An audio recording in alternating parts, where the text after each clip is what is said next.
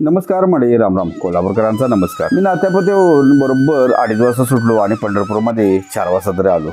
हे सकाळी 4 वाजताचं दृश्य आहे बघा. म्हणजे पंढरपूरचे पहाटेचे सौंदर्य, चंद्रभागेचा प्रवाह, भक्तांची लगबग आणि सगळंच दिव्य आणि अलौकिक. म्हणजेच पहाटे 3:30 ते 4ची वेळ. भक्तांनी दमलेले शरीर पण मनी माऊलीचे दर्शन हवं असंच की म्हणा. मित्रांनो, हा पंढरपूर जायचा गेल्या वर्षी आणि हे यावर्षीचा माझा दुसरा प्रसंग. मी आमच्या श्रीशाला पण संकट नेलं होतं, खरं ती गाडीच झोपी गेली आणि पंढरपूरमध्ये आल्यावर जागे झाले. विठू माऊलीचे दर्शन घ्यायचं म्हणल्यावर कोण पण जागा होते की राव. पहाटे पहाटे कशी पंढरपूर गजबजले बघा की राव.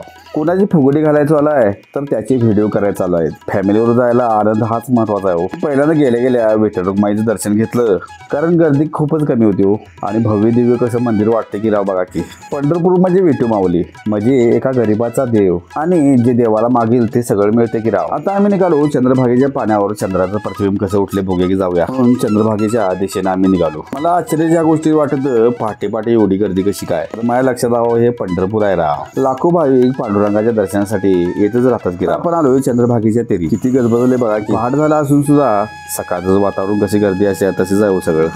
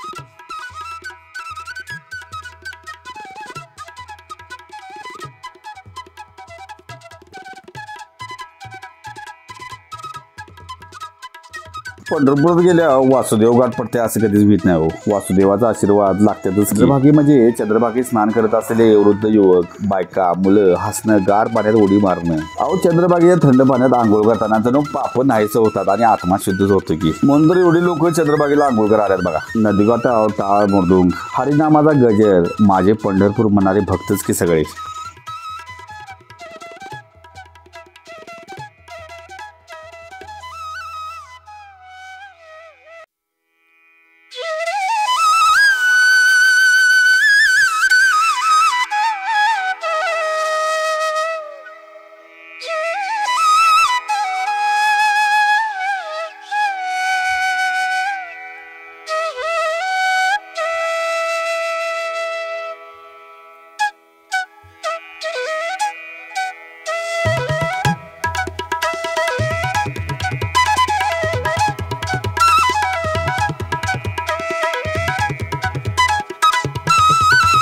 आता पहाट संपत आल्या आणि दिवस आता चालू झालाय. म्हणजे सूर्याची किरण हळूहळू पडायला लागणार की राव. अंधार होता, आता उजेड कसं झालं बघा की. अहो, सकाळ असून सुद्धा पंढरपूर झोपलेलं नसतं. इथली पहाट ही भक्तिभावाने जागी असते की. हो, तिथं गेल्यावरच कळालं चंद्रभागेच्या तिरी किती आनंद आहे आणि उत्साह आहे बघा की. म्हणजे एकदम मंगलमय वातावरण की सगळं. तिथं पण पाणी भरपूरच होतं. म्हणजे मंदिराच्या साईडलाच पाणी आलं होतं. म्हणजे एक मंगलमय पहाटच होती बघा इथे. सकाळी सकाळी हरिनामाला गजर, चंद्रभागेच्या तिरी चालूच होता की राव. सकाळी सकाळी चंद्रभागेच्या तिरी कपाळावर टीका लावला गुरुमाऊलीचा.